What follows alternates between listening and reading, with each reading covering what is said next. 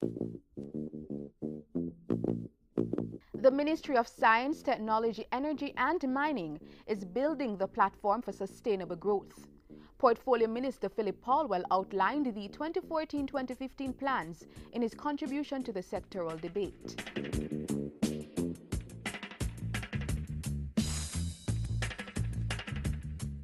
As the world gets ever more technological and science-driven, government is taking action to develop a culture of science and technology. A National Director General of Science and Technology is being appointed to lead that effort. The Science and Technology Ministry is also partnering with its education counterpart to have more students pursuing science, technology, engineering, and mathematics STEM subjects. STEM has to be our imperative if our upcoming projects are to impact our people by way of jobs and careers. It is STEM, Mr. Speaker, that is proven to be the anchor for all developed countries, bar none. The infrastructure also needs to be in place to ensure this knowledge and training translates into development. So, the Ministry renewed, Mr. Speaker, existing telecom licenses and granted new ones which earned for the country $12.6 billion Jamaican dollars. And with about $12 billion in levy fees, the Universal Access Fund continues to support the build-out of the national broadband network. While up to March 2014, nearly 180 community access points had been established, bringing internet access to thousands of Jamaicans. To date, I have signed 166 licenses of a total of 193 applications with a combined capacity of over 2.6 megawatt for net billing. This will avoid the importation of 35,000 barrels of oil annually, a saving of $3.5 million. Government's Energy Efficiency and Conservation Program has also allowed 4 public sector entities to save more than $9 million in electricity consumption costs. This year, $337.8 million will be spent to replace more inefficient lighting and air conditioning systems and install solar control film and cool roof solutions in more public sector entities. Training and public education will also continue. Our growth and future development as a nation are directly dependent on affordable energy. And so, 2016 remains the deadline for the implementation of the 381 megawatt energy project. Having decided to look at revoking Energy World International's license, Cabinet has appointed Dr. Vincent Lawrence to head an enterprise team charged with overseeing the full implementation of the project. The enterprise team will report to the Prime Minister, the Cabinet. The enterprise team will be mandated to have the project implemented by 2016. The anticipated result is a 30% reduction in energy usage, or less than 20 US cents per kilowatt hour.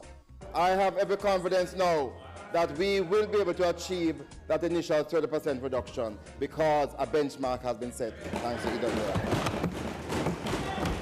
In the meantime, government is seriously looking at coal as an energy alternative for Jamaica, particularly as a source of low-cost steam to power the bauxite and alumina sector.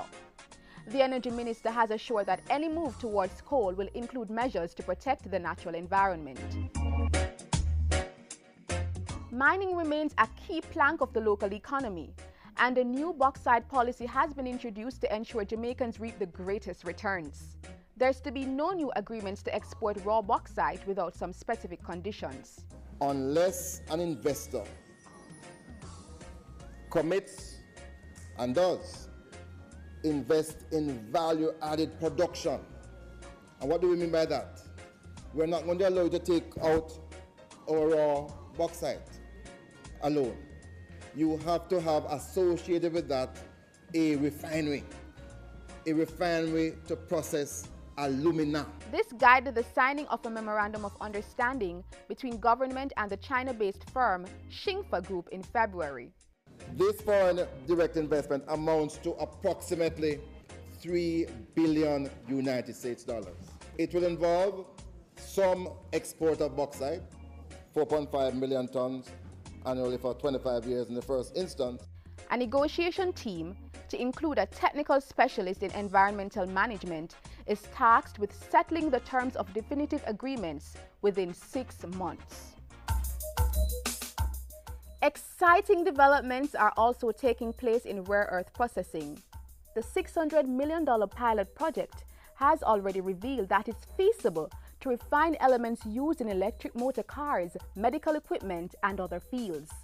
I have instructed the team to go back because I am not satisfied with just producing this. I want Jamaica to produce this right here too. And I want to go further because with cheap energy, you can manufacture the engine in Jamaica. The pilot project team was also able to successfully neutralize the alkalinity in the bauxite residue. This means, Mr. Speaker, that on successful completion of the negotiations, we will not only be mining bauxite in that area of St. Anne, as was the case with the Reynolds mine, we will be producing alumina from St. Anne for the first time at last. And this will be the first greenfield alumina facility to be constructed in Jamaica in 42 years. Going forward, the team will continue analyzing the commercial viability of the production process of rare earth elements in Jamaica. Meanwhile, the Clarendon alumina production has been transformed into a self-financing entity. This is largely due to new financing arrangements secured with the Noble Group. The Noble Group will provide $120 million worth of financing between 2013 and 2016 and buy alumina at improved prices. Then there's the investment venture by Noranda to expand its port road facilities in Discovery Bay to accommodate larger ships and enable quicker turnaround of vessels. Noranda will also be investing in the rail infrastructure between the mine and its port. And government is poised to conclude discussions with UC Rusal on the future of the operations at the Alport and Kirkvine bauxite plants, which have been closed for 5 years. Cabinet has meanwhile approved an additional 2-year bauxite levy concession for UC Rusal's Ewerton plant operations, on the condition that it constructs a coal-fired energy solution at the plant. These are the types of investment that can build a platform for sustainable growth and development.